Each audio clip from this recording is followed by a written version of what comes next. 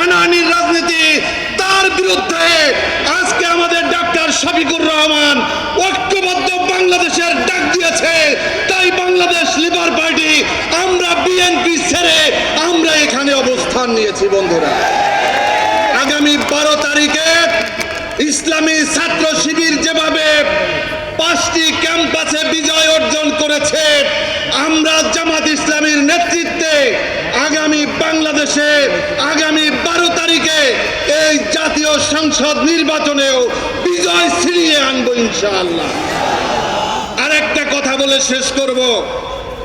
আব্দুল্লাহপুর থেকে শুরু করে সদরঘাট পর্যন্ত বিগত আওয়ামী লীগের সময়ে আওয়ামী লীগ, যুবলীগ, ছাত্রলীগ, স্বেচ্ছাসেবক লীগ, শ্রমিক লীগের যে অফিসগুলো ছিল, আপনারা সবাই জানেন কোন কোন জায়গায় অফিস ছিল।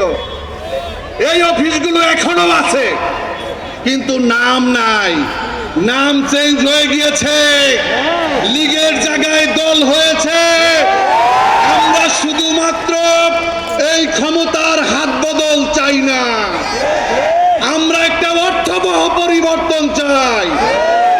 আপনাদের মনে আছে কি বিগত 2025 সালের 9 জুলাই এই মিটফোর্ডে চাঁদার জন্য একজন মানুষকে, সোহাগকে কিভাবে পাথর দিয়ে গুটিয়ে গুটিয়ে তারপর হত্যা করা হয়েছিল। তারা কারা আমরা জানি, আজকে তাদের নাম বললাম না। তাদের সাথে এই পল্টনে যারা লগি বৈঠা দিয়ে হত্যা করেছিল, তাদের চরিত্রের সাথে তাদের চরিত্র মিলে যায়।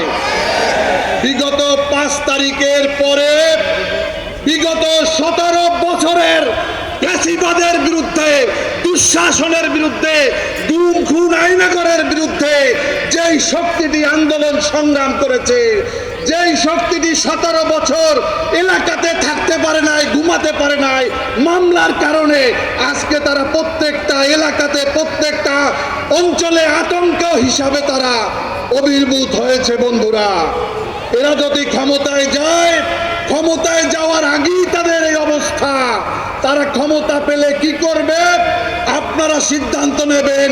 আমার বক্তব্য এখানে শেষ করছি। আল্লাহ হাফেজ। বাংলাদেশ জিন্দাবাদ, বাংলাদেশ লিবার পার্টি জিন্দাবাদ, ঐক্যবদ্ধ বাংলাদেশ জিন্দাবাদ, জিন্দাবাদ।